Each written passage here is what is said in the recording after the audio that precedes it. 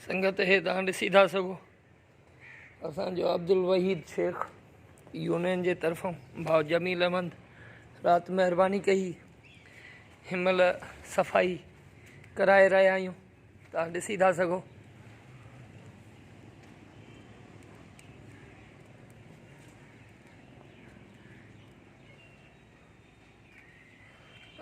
सघो जाइ जी लोकेशन। सभिनी दोस्तनि खे इंशाअल्लाह ताला रिक्वेस्ट रखंदासीं अॼु शाम हिते ई सामान भी शिफ्ट कंदासीं, गॾिजाणी भी कंदासीं।